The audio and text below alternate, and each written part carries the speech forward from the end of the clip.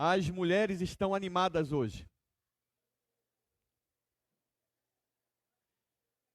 Elas disseram que estavam prontas para servir de vigia lá fora, para os homens estar aqui dentro. Mas eu quero dizer para as mulheres e também para os homens que, assim como fizemos para com vocês, para com elas, olhando o texto de Paulo, o texto que está na sequência de Efésios, em duas, pelo menos foram duas oportunidades diretas, considerando aquele texto, nós também teremos uma caminhada com os homens. E será uma caminhada um pouquinho mais longa. Certo? Então nós teremos 3 mensagens pela frente, falando à igreja como um todo, mas de maneira especial aos homens, que vai certamente interessar às mulheres e a toda a família. Então é uma mensagem, ou são mensagens, serão mensagens para todos, do interesse de todos. E nós teremos então esta caminhada. E propositalmente esta caminhada não começará em Efésios, mas será nas próximas mensagens concluídas em Efésios. Isto tem um objetivo, porque em Efésios, Paulo objetivamente fala aos homens, paralelamente ao que ele diz às mulheres, acerca do homem como marido. E nós vimos isto com as mulheres, considerando elas como esposas, na sua submissão ao Senhor Jesus Cristo como esposa. E eu quero olhar para aquele texto, pelo menos como eu disse, em 2 oportunidades, e considerar a submissão do homem ao Senhor Jesus Cristo como marido, primeiramente, pois na sequência teremos a submissão dos pais e, em especial, a do homem, a do pai ao Senhor, na sua função de pai, na sua função de criar os filhos. Então, eu quero olhar isso e considerar este texto que Paulo objetivamente fala aos homens acerca desta parte, desta função no seu relacionamento conjugal. E quero dar algumas ênfases naquele texto objetivo, mas para estas ênfases ficarem muito claras para os homens, indo até além do próprio texto, é preciso que nós tenhamos uma mensagem antes, em outro texto. Mas ainda falando diretamente aos homens. Então eu vou trabalhar um texto de Paulo a Tito, e você pode abrir sua Bíblia em Tito, capítulo 2, e vamos falar do perfil do homem do Senhor.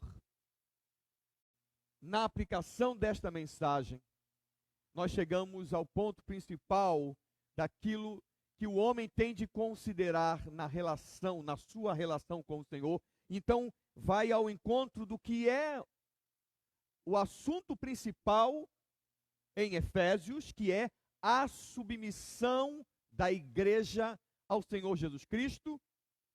E na parte em que estamos agora, a submissão da igreja por meio ou exemplificada através da submissão do homem ao Senhor. Então, abra sua Bíblia em Tito, capítulo 2, e nós vamos considerar alguns versos aqui, em especial os versos 1 e 2 e o verso 6, que fala diretamente aos homens. Mas eu quero começar antes com uma palavra, uma citação já conhecida por parte eu creio, de muitos, já compartilhada comigo. Eu quero voltar a esta citação. Conta-se que Abraham Lincoln, quando presidente dos Estados Unidos, certa vez recusou-se a receber uma pessoa. E ele E a sua secretária lhe perguntou por quê. Por que ele não queria falar com aquele homem? E Lincoln respondeu: eu não vou com a cara dele. E a secretária então reagiu a Lincoln e disse: mas presidente, que culpa o homem tem de ter a cara que tem? E a resposta de Lincoln, conta a história, foi singular. Depois dos 40 anos, um homem é responsável pela cara que tem.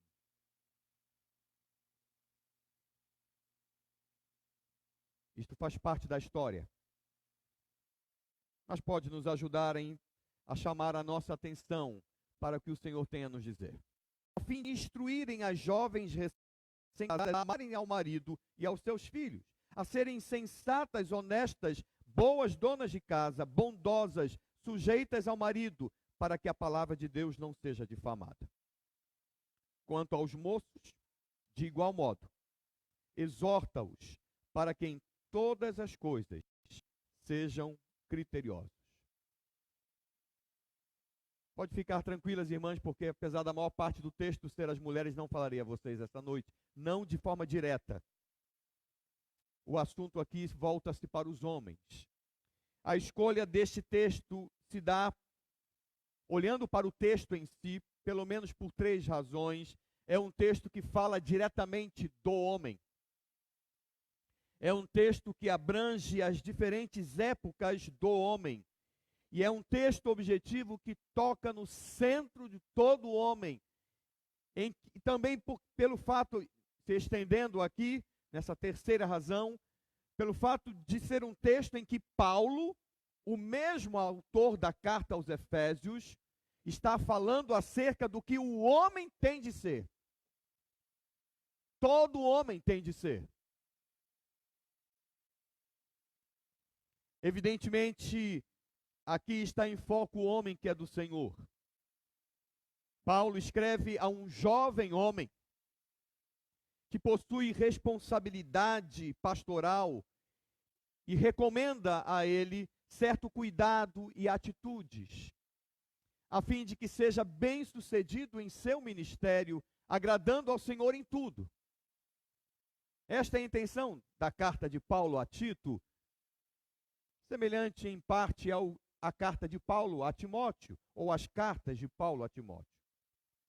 Os homens do convívio de Tito, aquele que recebeu a carta, os homens que deveriam ser guiados por ele, são os da comunidade da fé. E isto fica claro quando Paulo observa as características que esses homens deveriam ter. E nós veremos elas em breve. Então o foco aqui está sobre os homens de Deus e, consequentemente, o foco aqui está sobre todos nós, homens do Senhor. Homens convertidos pelo Senhor, ao Senhor. Homens alcançados, atingidos e alcançados pelo Espírito Santo na sua condução ao arrependimento, ao quebrantamento, à mudança de pensamento e à mudança de vida iniciada na conversão. Mas veja algo interessante antes de falar aos homens. No capítulo 1, verso 5, Paulo diz: por esta causa, falando a Tito, te deixei em Creta, para que pusesses em ordem as coisas restantes, bem como em cada cidade constituísses presbíteros conforme te prescrevi. Pusesses em ordem as coisas restantes, pode ser traduzido como para que corrigisses o que fosse defeituoso. Havia certa desordem em Creta, e a própria carta revela as causas. A igreja não havia desenvolvido adequadamente em sua organização, como também os hereges agitavam e estragavam o trabalho, inclusive o ambiente da igreja. Aquilo que conversamos, trabalhamos, estudamos hoje de manhã, quando consideramos o ser membro, e a primeira característica foi a defesa da fé. Então, Paulo diz para pôr em ordem, literalmente para endireitar, para corrigir, não para acrescentar, mas restabelecer o que havia caído em desordem. É o que está na cabeça de Paulo e é o que ele está transmitindo a Tito. Então, a tarefa de Tito era de fazer oposição aos hereges, fazendo-os calar. Veja, verso 11, Paulo diz, é preciso fazê-los calar. Capítulo 1, verso 11. Porque andam pervertendo casas inteiras, ensinando que não devem, por torpe ganância. Então, parte da tarefa de Tito era de fazer oposição a estas pessoas, ao mesmo tempo em que ele deveria encontrar homens qualificados para a liderança da igreja, e que, em grande escala, seriam seus ajudadores, e que assumiriam esta tarefa em seu lugar, na igreja em Creta, de colocar as coisas em ordem, de fazer oposição aos hereges. Então, em meio a este contexto, Paulo escreve a Tito o que deveria ser ensinado aos homens e mulheres da comunidade. O que deveria servir de base para todo homem, dos quais ele escolheria presbíteros para a igreja. É destes homens que Tito tinha a responsabilidade de escolher presbíteros. Então, considerando o texto, eu quero responder às perguntas: como deve ser o homem que é do Senhor? Quais características revelam este homem que é do Senhor? Então, vamos lá. Objetivamente, verso 2, vamos falar dos homens idosos. Quanto aos homens idosos, que sejam temperantes, respeitáveis, sensatos, sadios na fé, no amor e na constância. Quanto aos homens maduros, de idade avançada, é a forma mais longa de presbítero, a classe de homens que Tito deveria constituir em Creta.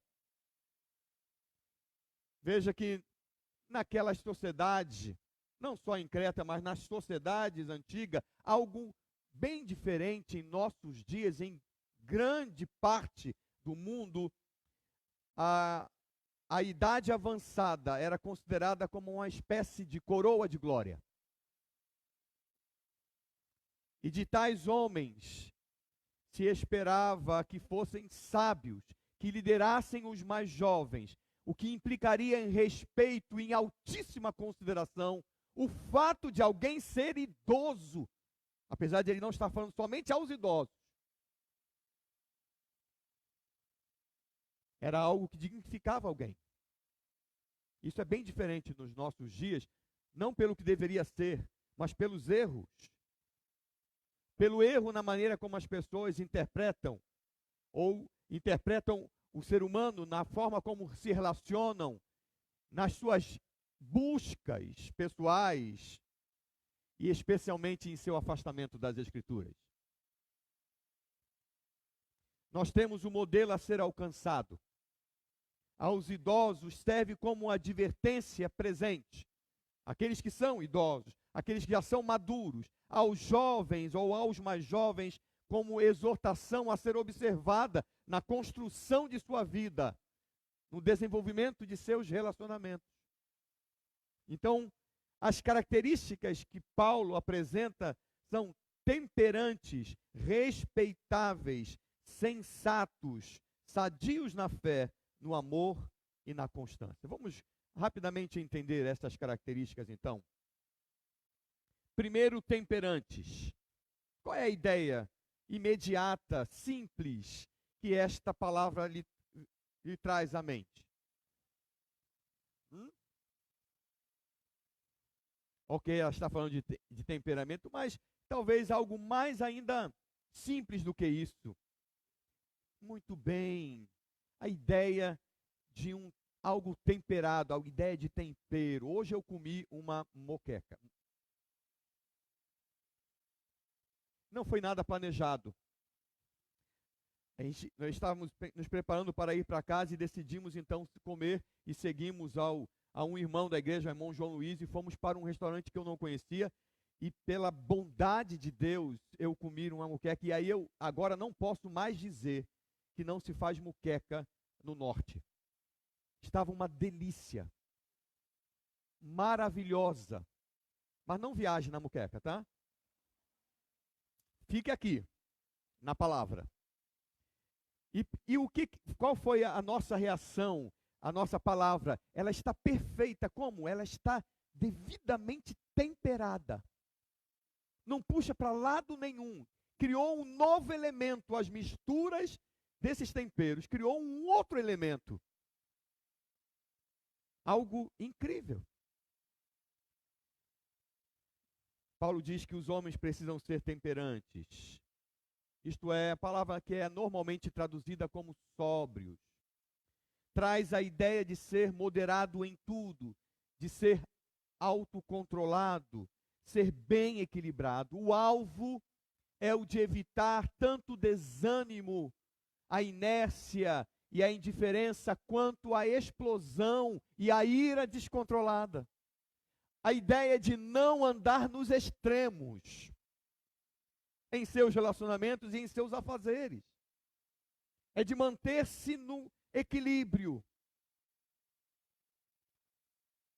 É a personificação, na verdade, do equilíbrio. Esta característica se une a sensatos, que traz a ideia de alguém que reflete, de alguém que pensa, que pondera antes de agir, atentando para as consequências.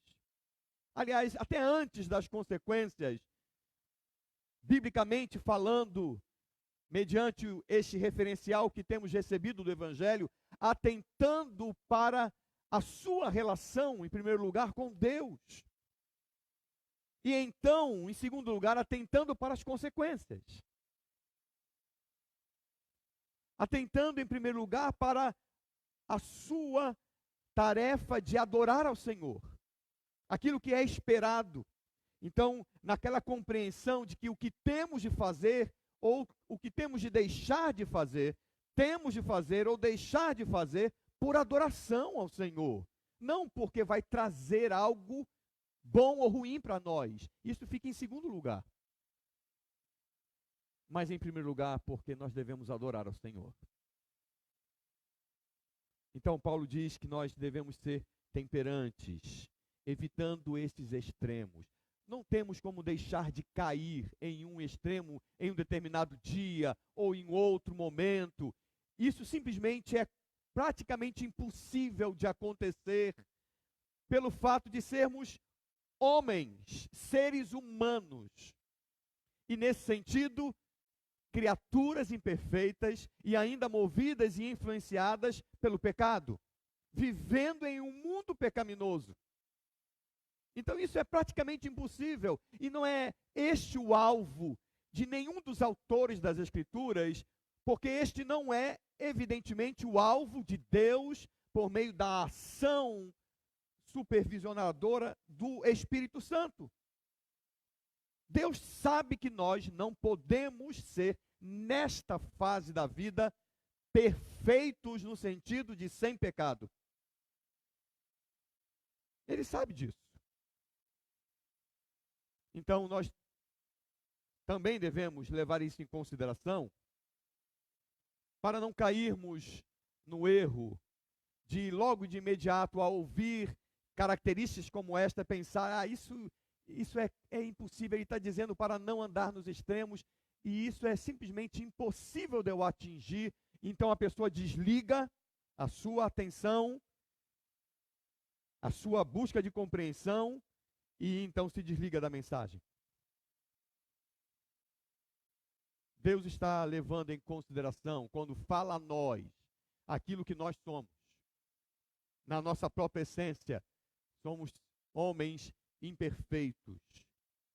E ele sabe que aqui e acolá, mesmo tendo todo o cuidado e buscando adorar ao Senhor, e buscando também boas consequências para a vida, para a nossa vida, para a vida de nossa família, para a vida de nossa igreja, nós vamos aqui e acolá cair em um extremo, errar, ter uma palavra um pouco mais irada ou em alguma coisa, mas o que Paulo está ensinando e chamando a atenção de Tito para ser ensinado aos homens, é que isso não pode ser a característica comum dos homens. Não podemos viver no extremo e fazer da extremidade o nosso perfil. Pela presença ativa do Espírito Santo, bondade do Senhor, que revela a nossa marca com Ele, podemos andar no equilíbrio. Podemos aprender a diminuir nossas ações pecaminosas, nossas ações extremadas. Então, Paulo está dizendo, primeira coisa, os homens precisam ser temperantes. Precisam evitar os extremos. Em segundo lugar, ele diz que os homens precisam ser respeitáveis. Respeitoso, nobre, digno, sério. Indica a reverência a ser obtida. Indica, dentre outras coisas, algo que é muito interessante nesta expressão. Indica alguém de uma só palavra. Que pecado terrível. E como este pecado manifestado pelas pessoas, em especial, ele fica ainda mais feio, parece ainda mais pecaminoso no homem, no ser masculino. Que coisa terrível, como isso tem crescido ao decorrer da história e como isso tem crescido e invadido o coração dos homens no nosso tempo. Homens que não têm palavra. Desde as pequenas coisas até as grandes palavras, as grandes decisões e responsabilidades assumidas. É impressionante como as pessoas às vezes têm costume, às vezes envolvido pela forma comum de se falar, não é? As pessoas ignoram, mas esse é o jeito. Mas lembre-se, você precisa adorar ao Senhor. Tudo que você é e que você faz tem que ter o alvo, o objetivo de adorar ao Senhor. E nesta busca de adoração é que nós não nos aperfeiçoamos. Nós somos aperfeiçoados. É nessa busca de adoração. O Senhor é o nosso referencial. Mas é interessante como as pessoas têm esse costume. Tem muitos homens que têm esta mania, né? Você liga para ele, você marca um compromisso com a pessoa. E aí você marca, olha, 10 horas nós vamos nos encontrar no lugar tal.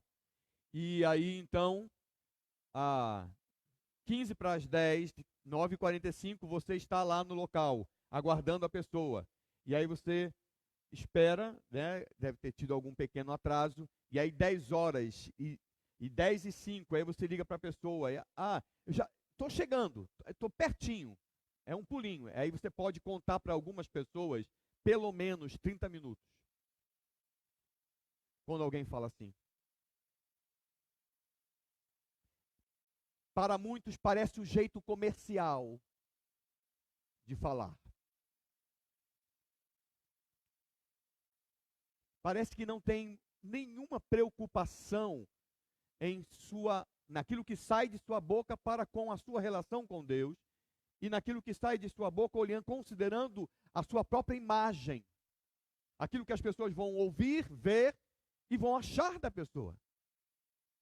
Se acostuma com a palavra que não tem crédito. Simplesmente não tem crédito. Paulo diz que o homem tem de ser alguém de uma só palavra. O que torna o homem confiável, digno de crédito, respeitável, homem que cumpre com seus compromissos, tornando-se elogiável, que por ser sério em suas responsabilidades, torna-se respeitável. Isso me faz lembrar das palavras de Cristo no Sermão do Monte, lá em Mateus 5,37. Seja, porém, o teu sim, sim, e o teu não, não. O que passar disso é do maligno. Seja alguém confiável. Seja alguém que tem palavra e que não precisa ficar, dentre outras coisas, quando a coisa é séria, você precisa ficar jurando,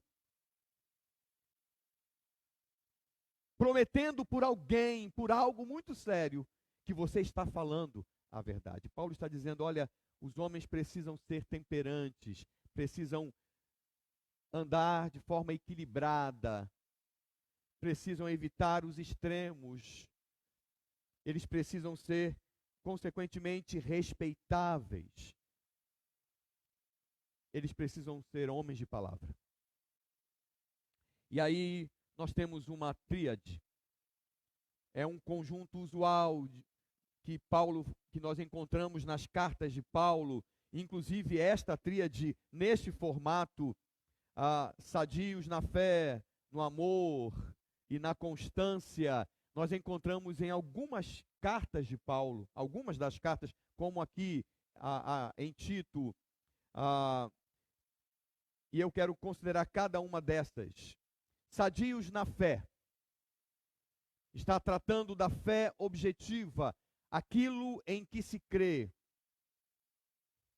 Assim, os homens devem ser, na ideia de Paulo, na ideia da igreja primitiva, os homens devem ser ortodoxos naquilo em que creem, porque isto é saudável, ao contrário da doentia doutrina dos hereges, a que Paulo se referiu a Tito. Veja aí, nós já vimos alguns versos no capítulo 1, mas olha ao lado, capítulo 1, veja comigo, a partir do verso 10, o que Paulo já escrevera a Tito. Porque existem muitos insubordinados, pauradores frívolos e enganadores, especialmente os da circuncisão.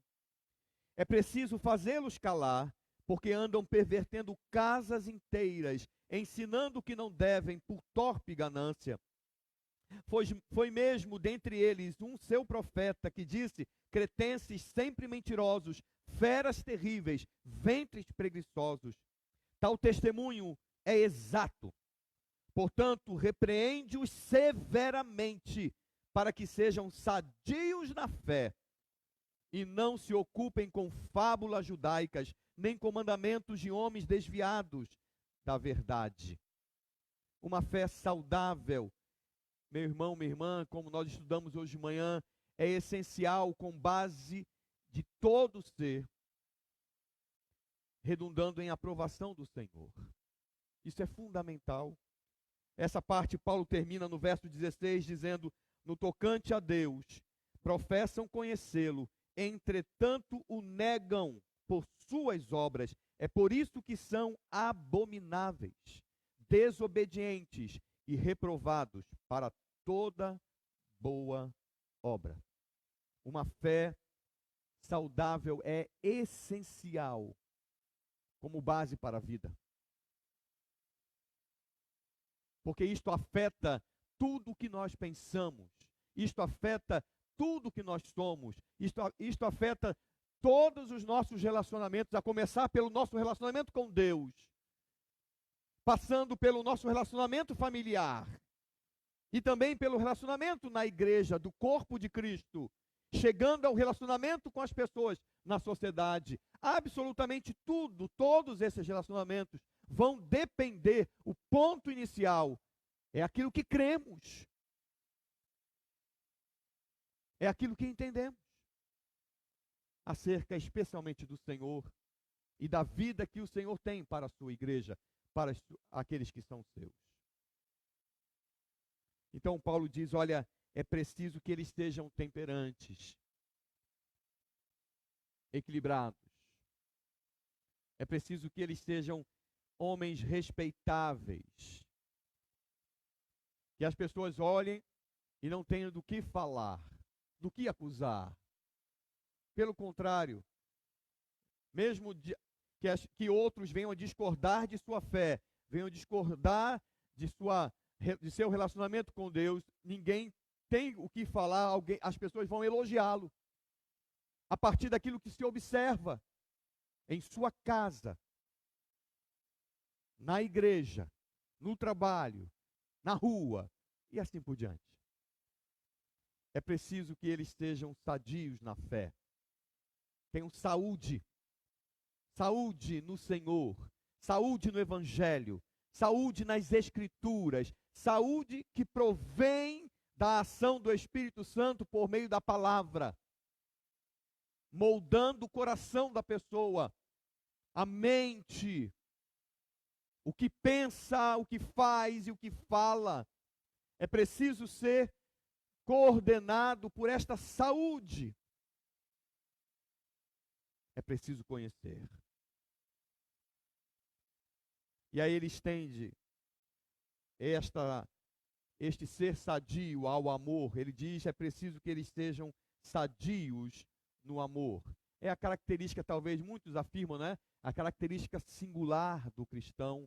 Talvez muitos afirmam isto pelo fato de ser uma característica sublime no nosso Senhor, no nosso Deus e no nosso Senhor Jesus Cristo. O amor de Deus para conosco, que nos proporciona absolutamente não só a salvação, mas tudo que vem a partir desta salvação. E então, muitos afirmam que é a característica singular do cristão. Nós devemos ser sadios no amor. Isso é importante para o homem. Tremendamente importante.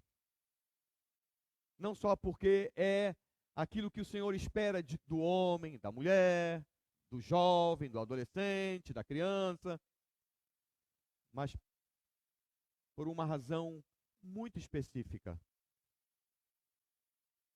O homem parece, à luz da palavra e à luz da vida, da vivência, parece que tem como característica singular o homem, o ser masculino, o egoísmo.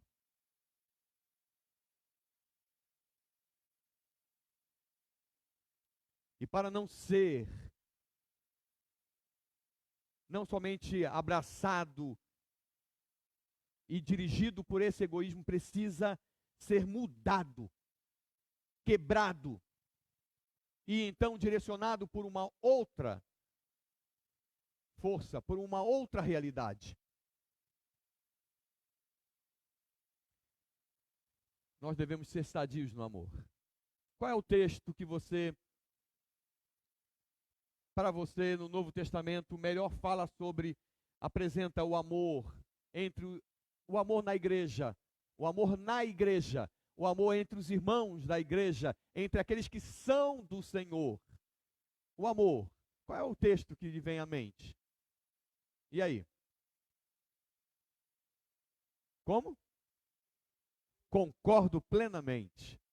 1 Coríntios 13. Às vezes o que atrapalha muitos de entenderem isso é a aplicação deste texto em alguns casamentos. Né? O que não está errado em si, porque está falando de algo que é compartilhado através do relacionamento, é uma realidade. Mas Paulo, quando escreve, não precisa abrir a Bíblia nesse texto, eu vou somente citar.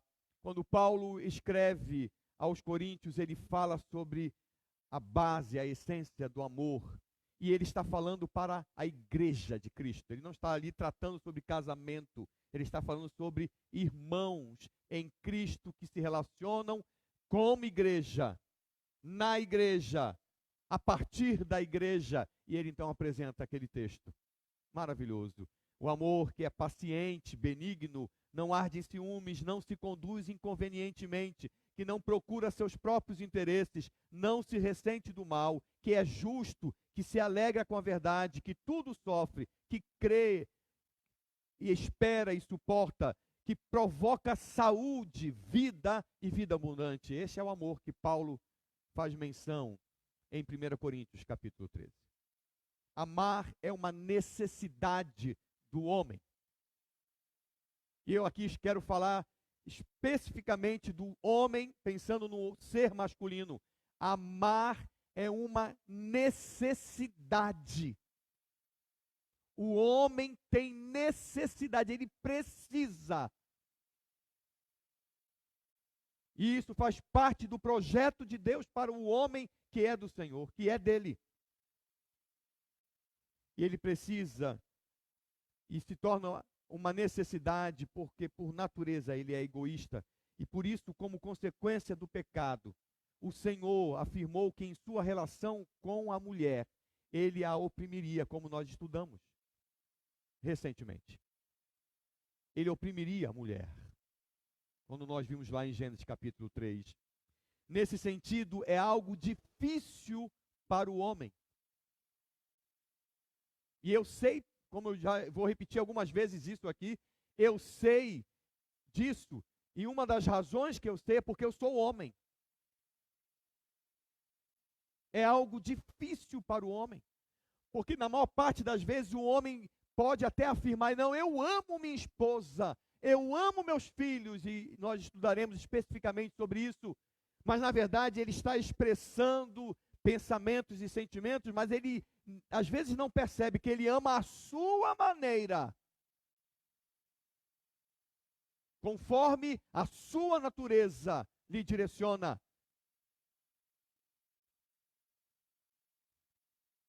E ele ama porque às vezes eles concedem para ele tudo aquilo que ele entende ser fundamental e necessário. Então ele ama a si mesmo. E aprecia a sua esposa e os seus filhos, porque lhe acrescentam tudo conforme o desejo do seu coração. Tem uma visão de sua família, tem uma visão de sua igreja, tem uma visão de seus relacionamentos, aonde estiver. Tem uma visão das pessoas a partir do desejo do seu coração, daquilo que lhe agrada. Então ama quem lhe é conveniente, quem concorda com ele, e se silencia ou se distancia para com quem discorda. E como eu já disse isso aqui uma vez,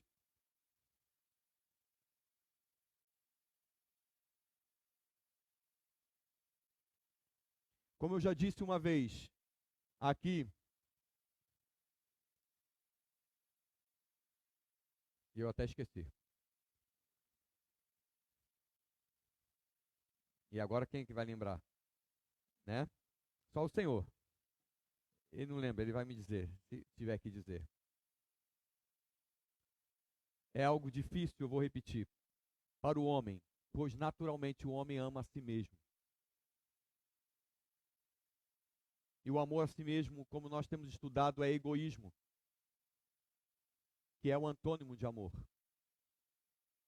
É o contrário de dar ao outro o que o outro realmente precisa, sem esperar algo em troca.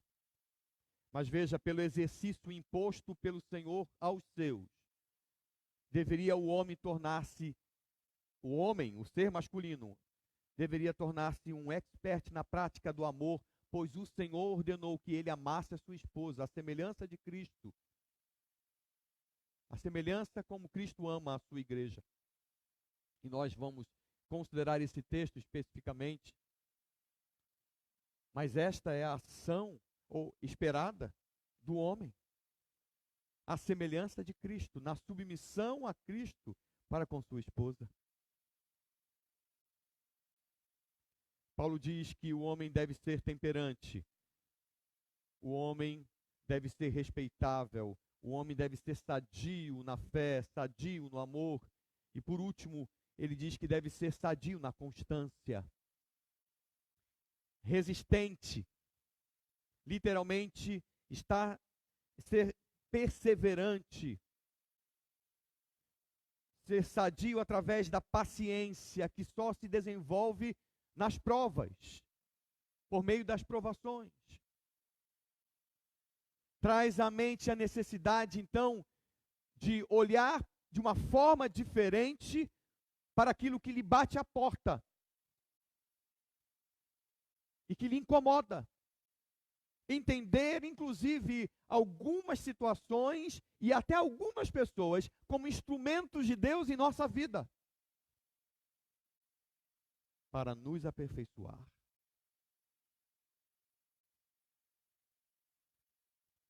Percebe o perfil de homem que Deus espera de cada um de nós? Homens. Percebe o perfil que Deus espera de cada um de nós?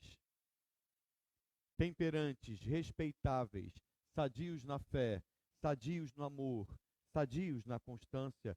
Esse perfil é suficiente para manter a família equilibrada, para manter a igreja em crescimento, até mesmo,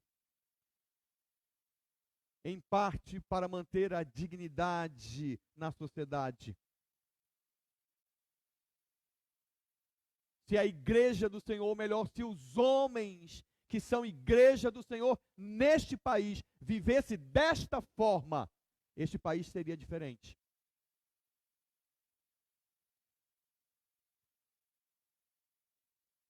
É suficiente este perfil, estas características, para servir de modelo para os filhos, assim como para as crianças e jovens em geral. É suficiente para nutrir na esposa o respeito à sua liderança.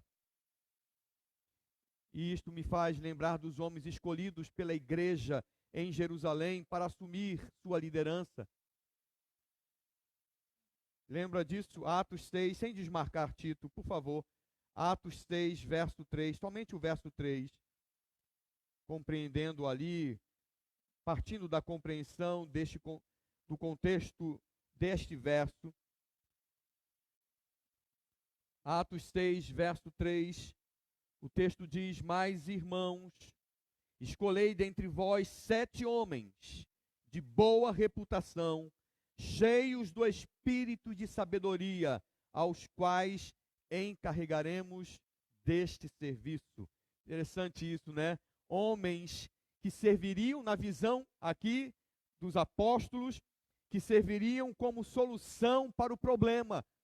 Eu não quero me estender nesse texto, mas só chamar a sua atenção para a semelhança do que Paulo está escrevendo a Tito. Então, preste bem atenção aqui agora, não se preocupe em ler o texto restante de Atos 6. A igreja estava vivendo em Jerusalém um pequeno conflito, um inicial conflito, e então os apóstolos, isso chegou até os apóstolos, e os apóstolos buscaram como resolver esse problema. E eles chegaram para a igreja e disseram: escolham entre vós 7 homens. E aqui está a característica, ou o currículo dos homens. Eles têm de ser de boa reputação, cheios do Espírito Santo e de sabedoria. E nós vamos encarregar esses homens de resolver o problema. Os apóstolos não disseram para a igreja o que eles teriam que fazer ou o que eles fariam. Os apóstolos deram um recado claro para a igreja e até para a igreja tardia como nós. Os apóstolos estavam dizendo que homens assim são a solução para qualquer problema.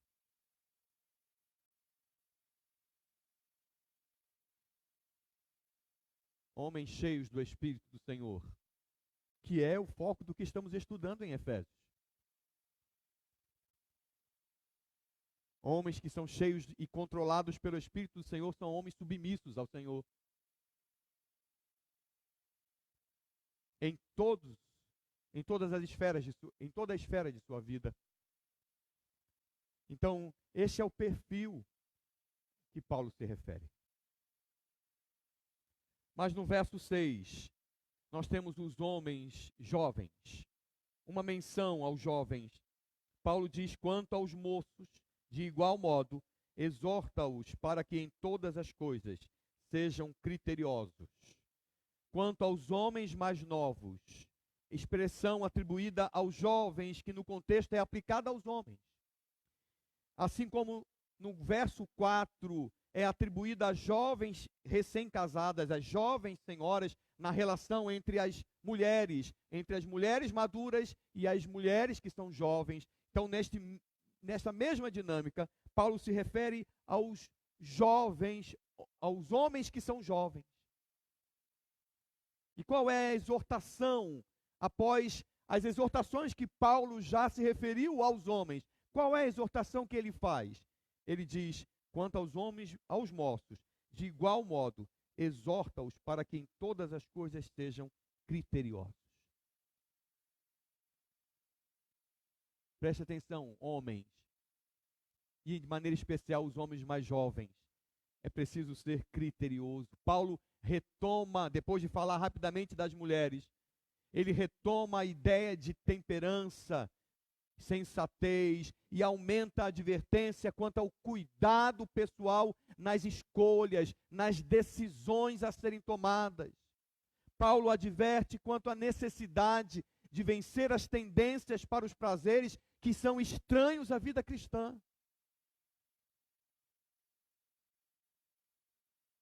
Os homens mais jovens, assim como os mais velhos, precisam ser criteriosos, cuidadosos, buscando o que agrada ao Senhor, promovendo edificação para todos. Enfim, vivendo o modelo traçado pelo Senhor. Aí nós voltamos, às velhas perguntas, e isso precisa ser gravado em nossa mente e lembrado em nossos dias. Quando você estiver em qualquer situação, você tem que responder a pergunta: como que eu adoro ao Senhor?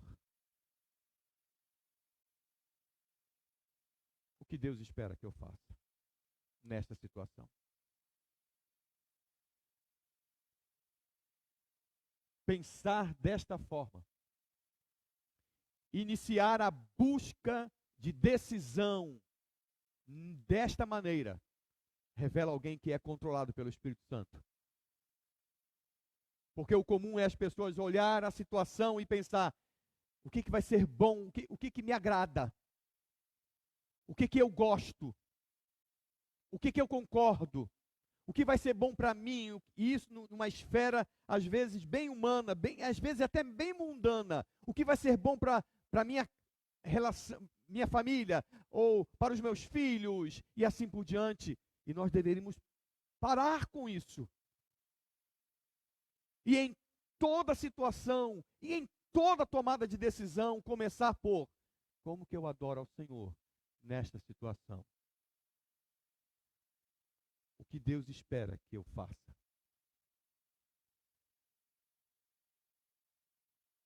E se preocupar em agir em conformidade com a resposta que o Evangelho dá. O perfil de todo homem que é do Senhor. Veja, e aí eu quero trazer a aplicação que vai nos acompanhar no estudo em Efésios. Ao invés de pular para aquilo que devemos fazer, preste atenção. Ao invés de pular para aquilo que devemos fazer, o Senhor nos ensina por meio de sua palavra que o primeiro passo é atentar para o que somos.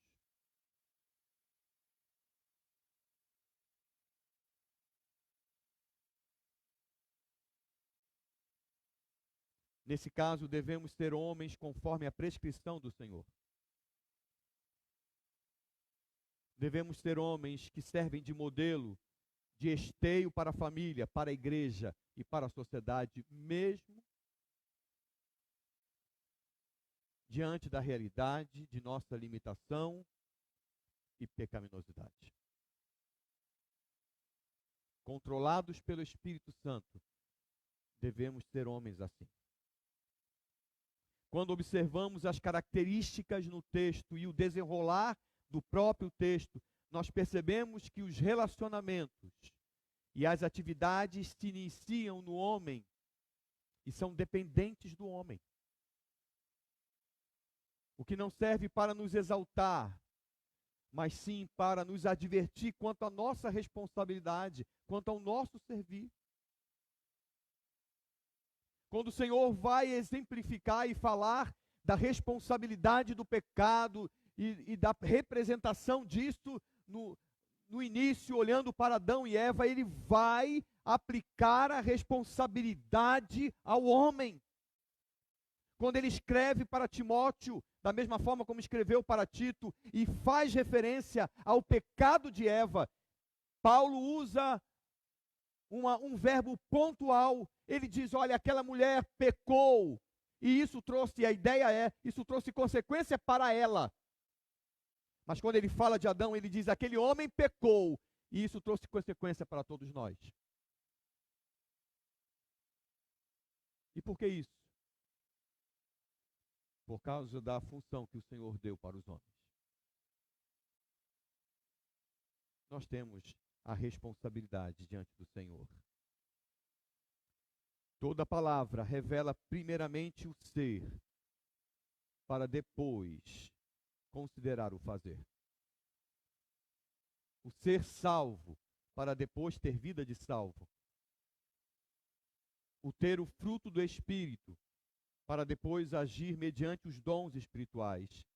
O ser apto, para então ministrar à igreja. A missão de todo homem começa pelo ser homem.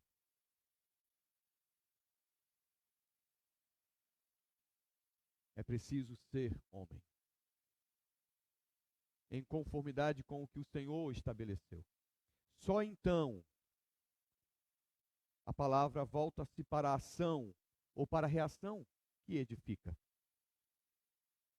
É notável como homens assumirmos projetos que beneficiam a igreja, a família, grupos específicos, glorificando ao Senhor. Isso é maravilhoso e faz parte da nossa responsabilidade. É fantástico assumirmos grandes coisas. Mas nós temos que entender que o sucesso de qualquer empreitada, o sucesso de qualquer projeto, aos olhos do Senhor, depende do tipo de homem que somos.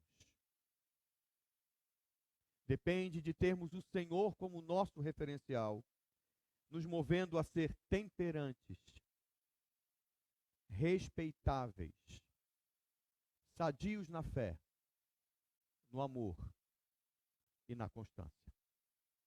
Dessa forma, meus irmãos, nós lidamos com qualquer situação e, na perspectiva de adoração, resolvemos qualquer problema, servindo de modelo para nossas famílias e para a nossa igreja.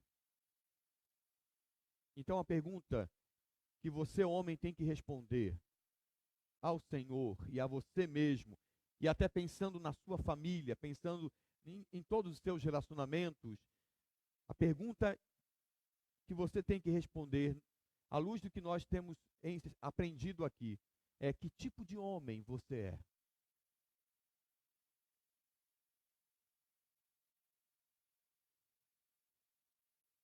Qual é a cara que você tem?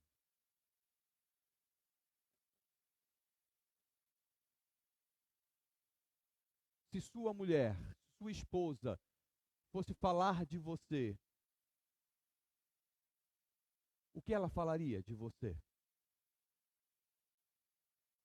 Se seus filhos, sem a pressão de saber, ou a opressão de saber que os seus pais saberiam, ou poderiam saber aquilo que eles viessem a falar de você, descrever você, o que eles falariam de você? Se seus irmãos em Cristo, se seus colegas de trabalho, o que eles falariam de você? Mais importante do que isso, o que Deus falaria de você? Quando você chegar diante do Senhor, será que ouvirá como nós lemos nas Escrituras e almejamos: servo bom e fiel, chegue para junto de mim? Vamos nos relacionar infinitamente. O que Deus falaria de você? Que tipo de homem você é? Você tem adorado ao Senhor através daquilo que você é, antes mesmo de pensar no que você faz? Você tem adorado ao Senhor? tem servido de esteio para a sua família. Feche seus olhos e responda ao Senhor.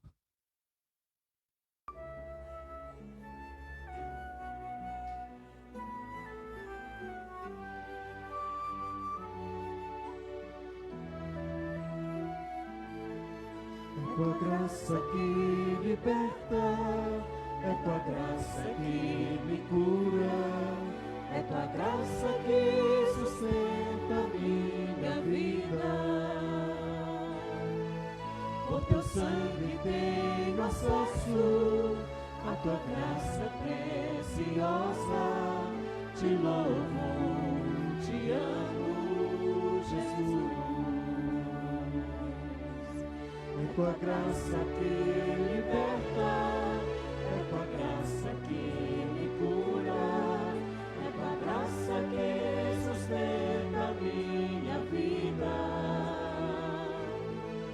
Por teu sangue tenho acesso à tua graça preciosa. Te louvo, te amo, Jesus. Tua graça é melhor que a minha vida. Tua graça é o que me basta. Favor imerecido no céu pra mim. É tua graça que liberta, é tua graça que me cura, é tua graça que sustenta minha vida. O teu sangue tenho acesso à tua graça preciosa. Te louvo, te amo, Jesus. Te louvo.